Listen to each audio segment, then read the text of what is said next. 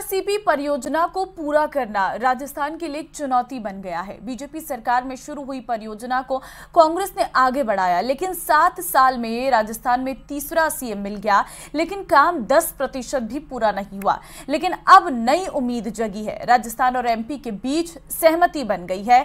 कैसा होगा ईआरसीपी का पूरा काम और क्या है नई सरकार का नया मॉडल, देखिए हमारी इस रिपोर्ट में।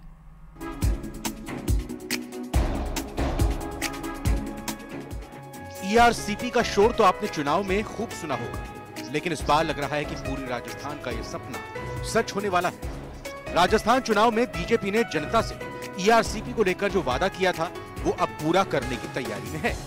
इसी को देखते हुए ईआरसीपी को लेकर केंद्र ने अब नई योजना बनाई है। ईआरसीपी को अब राष्ट्रीय परियोजना बनाने की तैयारी है। इस नए मॉडल के तहत ईआरसीपी को अब नदी जोड़ो प्रोजेक्ट में शामिल करके आगे बढ़ाने पर विचार किया जा रहा है। इस मॉडल से ईआरसीपी को एक तरह से राष्ट्रीय परियोजना का दर्जा मिल जाएगा।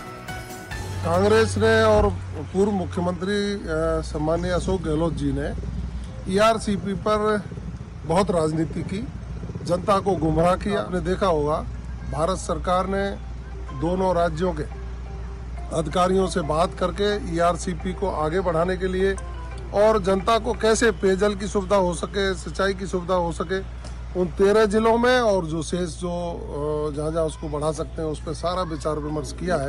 इस नए मॉडल की पुष्टि खुद केंद्रीय जल शक्ति मंत्री गजेंद्र सिंह शेखावत ने की है। इसी को लेकर दिल्ली में जल शक्ति मंत्रालय में अहम बैठक हुई। इसमें राजस्थान और मध्य प्रदेश के वरिष्ठ अधिकारी शामिल थे। बैठक में ईआरसीपी के संशोधित ड्राफ्ट एमओयू पर राजस्थान और मध्य प्रदेश के बीच सहमति बन गई है। अब दोनों राज्य के सीएम आपस में बैठक कर फाइनल रूपरेखा तैयार करेंगे। इसके बाद ईआरसीपी को लेकर फाइनल एमओयू साइन होगा, जिसके बाद परियोजना पर काम शुरू हो जाएगा। नई दिल्ली के केंद्रीय जल शक्ति मंत्रालय से राजस्थान वासियों को बड़ी खुशखबरी मिली है। पूर्वी राजस्थान के 13 जिलों की जनता के सूखे कंठों की प्यास बुझाने के लिए ईआरसीपी परियोजना जल्द मूर्त रूप लेती नजर आएगी। नदी जोड़ो प्रोजेक्ट शामिल होने के बाद इसका 90% पैसा केंद्र सरकार देगी। ईआरसीपी का प्रोजेक्ट 45,000 करोड़ का है। राज्य सरकार को केवल 10% पैसा ही देना होगा, जो 4500 करोड़ रुपए बनता है। ईआरसीपी से 13 जिलों को पीने और सिंचाई का पानी मिलेगा। वहीं ईआरसीपी में 11 नदियों को आपस में जोड़ा जाना है। ईआरसीपी पर कांग्रेस राज में करीब 1600 करोड़ रुपए खर्च किए जा चुके हैं, जिसमें नवनेरा बैराज 904 करोड़ रुपए खर्च किए जा चुके हैं, जिसका 85% काम पूरा हो चुका है। सरदा बांध का काम 75% पूरा हो गया है। 13 जिलों में इस प्रोजेक्ट के तहत छोटे बांध बनाए जाएंगे।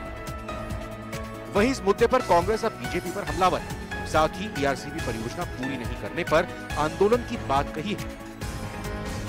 ईआरसीपी के मुद्दे पर आज केंद्र सरकार ने अधिकारियों को बुला करके और उस पर विचार विमर्श किया है, लेकिन मुझे लग रहा है ये सब लीपापोती का काम है और केंद्र सरकार इस योजना को लागू नहीं करना चाहती। मेरा उनसे अनुरोध है कि इसको जल्दी से जल्दी दोनों प्रदेश के मुख्यमंत्रियों को बुला करके और 50% डिपेंडेबिलिटी पर इसको स्वीकृत करे, तब जा करके सिंचाई और पेयजल के लिए हम लोगों को पानी उपलब्ध हो सकेगा। वहीं ईआरसीपी के जरिए बीजेपी पूर्वी राजस्थान में सियासी जमीन और ज्यादा मजबूत करना चाहती है। ईआरसीपी को राष्ट्रीय परियोजना का दर्जा देने की मांग को लेकर कांग्रेस और बीजेपी के बीच खूब सियासी वार पलटवार होता रहा है। ईआरसीपी वाले 13 जिलों में 83 विधानसभा 9 लोकसभा सीट आती है। 2023 के विधानसभा चुनाव में बीजेपी ने 50 सीटें जीती थी। 5 महीने बाद लोकसभा चुनाव भी हैं। ऐसे में 9 लोकसभा सीटों को साधने की तैयारी है। फिलहाल ये सभी 9 सीटें बीजेपी के पास ही हैं। हालांकि इस परियोजना की शुरुआत वसुंधरा राजे सरकार के दौरान 2016 में हुई थी, जिसके बाद से लगातार इस परियोजना पर सियासत होती रही। 2017 में इसकी डीपीआर केंद्र सरकार को भेजी गई, लेकिन 2018 में सरकार बदल गई। गहलोत सरकार ने इस परियोजना के लिए अलग से बजट भी निकाला था, लेकिन एक बार राजस्थान में सरकार बदली है और परियोजना को आगे बढ़ाने की जिम्मेदारी बीजेपी सरकार पर आ गई है। दोनों ही राज्यों के मुख्यमंत्रियों के बीच एमओयू साइन भी करवाया जाएगा। कैमरा पर्सन चंदन पटवाल के साथ लखवीर सिंह शेखावत, न्यूज़ 18 दिल्ली।